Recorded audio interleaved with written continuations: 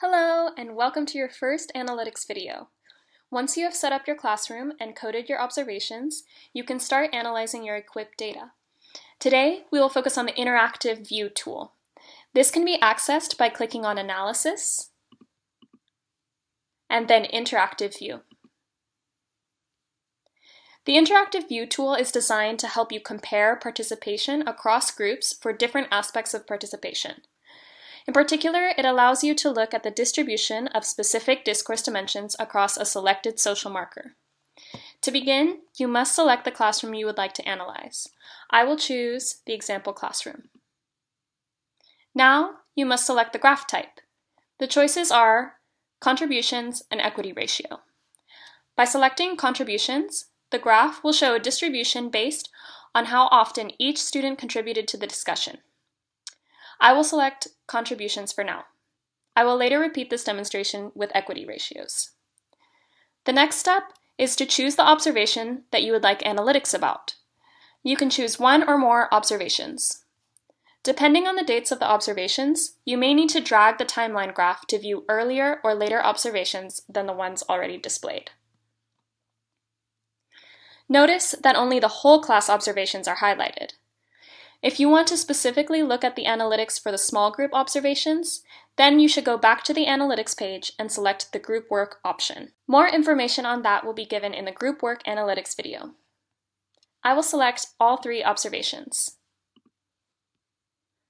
The resulting graph will show student participation aggregated across all three observations. From here, you will need to identify the discourse dimension you would like to analyze. So, if I am interested in the type of student talk that occurs in my class, I may choose Student Talk Type. Now, I need to select the demographic by which the data will be disaggregated. I will choose Gender. This will produce a graph of the types of student talk broken down by gender. There are many things you can uncover from this graphic. For one, you can see that certain groups of students did not contribute as much as other groups of students. You can see that boys consistently had high participation across all levels of talk. This is interesting, especially since there are more girls in this class, 16, than boys, only 12. So this is just one thing we can take away from this graphic. EQUIP allows you to also see which students are represented in each bar. One thing you can see is that among boys, Rick and Jalen are consistently in the top 3 contributors across each of the student talk types. EQUIP also allows you to look more closely at the breakdown by social marker. Click the button with the right arrow and left arrow on top of each other. This switches the orientation of the graph, where you are now looking at the same data with gendered contributions broken down by the types of contribution. Now, let's go back to the graph type above. This time, let's select Equity Ratio. This produces a similar graph, but by equity ratios. Using equality as a baseline, an equity ratio is a ratio of actual participation to expected participation based on the demographics of the class. For example, if women in the class contributed to 35% of the classroom discussion, their actual participation would be 35% or 0.35.